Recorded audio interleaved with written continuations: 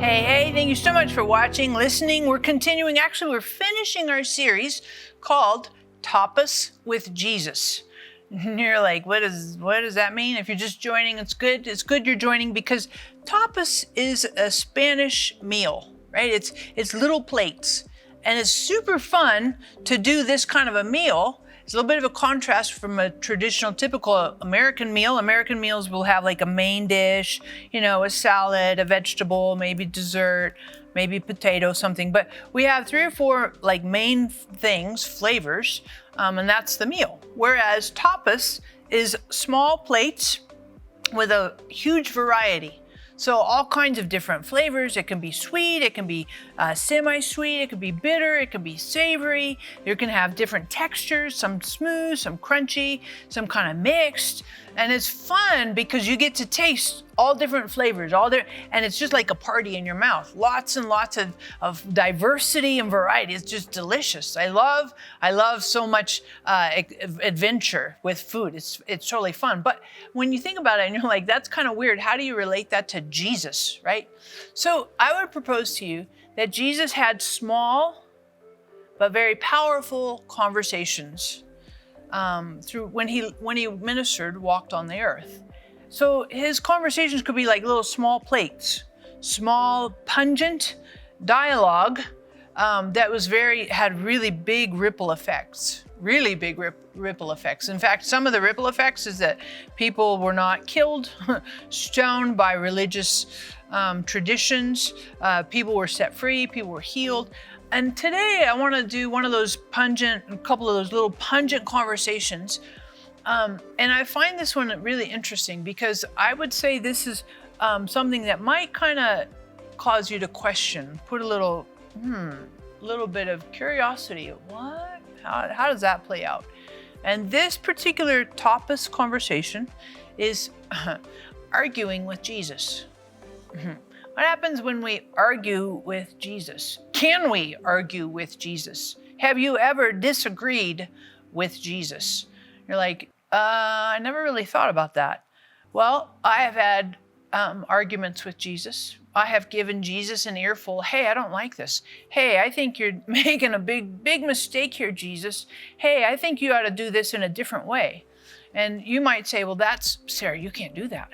That's absolutely dishonoring, disrespectful. But I want to point out to you that one of Jesus' closest followers argued with him. And that would be Peter. Peter, right? The Peter. He argued with Jesus. And there's a couple of little quick, pungent conversations where Peter argued with Jesus. And I think for me, when I watch Peter's conversations with Jesus, some of those conversations are very powerful and sweet and rich and robust, and I like them. And some of them I'm like, woo, I don't think I would do that. But one of them is in Matthew 16, and it's verses 21 to 24. And it's immediately on the heels of Jesus asking his disciples, who do men say that I am? And the disciples say, well, some people say you're John the Baptist raised from the dead. Some people say you're Jeremiah come back to life. Some people say you're a prophet. And Jesus says, okay, but who do you guys, my closest followers, who do you say that I am? And Peter answers, you are the Christ, the Messiah, the Son of God. And Jesus says to him, flesh and blood, you are Peter. On this rock, your confession, I will build my church. And he says, flesh and blood has not revealed this to you, but it is revealed to you by God. So, it's this major pinnacle experience. And, Jesus affirms Peter and it's like, wow, God totally revealed this to you. And it's astounding. And very shortly, like just a couple verses right after that, this is amazing, fantastic. You feel super confirmed. Jesus said, I did great. And then Jesus says, I'm going to head up to Jerusalem. And when I'm there, the religious leaders are going to persecute me. I'm going to suffer a whole bunch. They're going to crucify me. I'm going to raise from the dead on the 3rd day. And Peter argues with Jesus. No. You can't go to Jerusalem. We're not going to let that happen. And Jesus says to Peter, get behind me, Satan. You don't realize what you're speaking. And Peter argues with Jesus. And Jesus pushes back. And I think this is an interesting example because I think there are times when we don't like what's going on. We don't like what we hear. We may disagree with Jesus. How come you did that? How come you didn't do X, Y, and Z? And we may have some honest pushback with Jesus.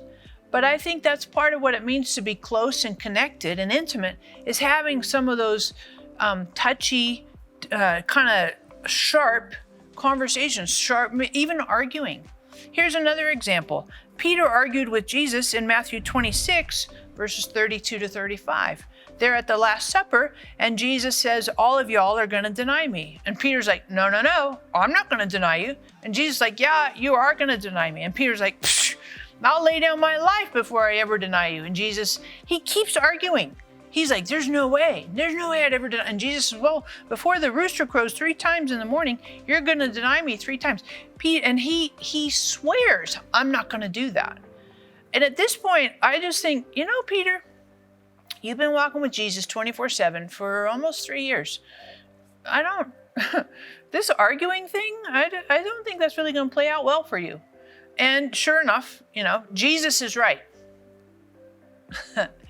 I think you have to sit with that, because when we argue with Jesus, and Jesus doesn't like really berate Peter, how dare you question me? How dare you argue with me? Don't you know Jesus doesn't do that. He doesn't put that trump card down. He dialogues. And I think Jesus can dialogue with you and me when we have arguments, when we're disgruntled, when we disagree. There are times that you and I have and will disagree with Jesus. And that doesn't ruffle his feathers. It doesn't make him say, oh, you're being it doesn't unnerve him at all. He steps into that argument, the conversation, and he'll push back. But here's the Tapas poignant application. Jesus is always right. In any argument that you might have with Jesus, and he doesn't say stop arguing, but at the end of the day, he always has the final word, final authority, and the final answer. And at the end of the day, in that Tapas conversation, we can wrestle and we can have discussion, but at the end of the day, we yield and we say, nevertheless, not my will, but yours be done. And so just because you argue with Jesus doesn't mean you're disrespectful or you're dishonoring, or it doesn't even sometimes mean, maybe it's unbelief, I don't know, but I don't think it ever unsettles or dethrones who Jesus really is. So if you have arguments or frustrations or questions with Jesus, I don't think that's bad. I think it's good. I think it's good to be honest and have those wrestling, authentic discussions and even arguments with Jesus, because Jesus can handle it. Jesus can handle it with Peter, and he can handle it with you and with me. So thank you so much for watching, listening. Thank you for subscribing. Of course, hit the notification bell right there. That'll help you get content that we post regularly. And I'd like for you to answer this question in the little comments here at the end. This is a question. If you could ask Jesus anything, what would you ask him? What is one question you would ask Jesus? I think that's a really powerful thing to think about and reflect on. If I could ask Jesus one thing, what would it be? And of course, we're going to finish with this fantastic joke. And next week, we're starting some new series, doing some new things. But here's your joke. And this one you have to think about a little bit. What's the difference between a literalist and a kleptomaniac? A kleptomaniac is a person who steals all the time. So a literalist, what's the difference between the two of them?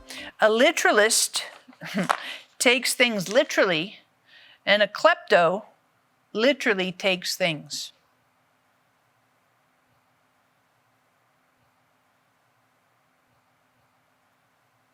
I know, you're like, that is really lame.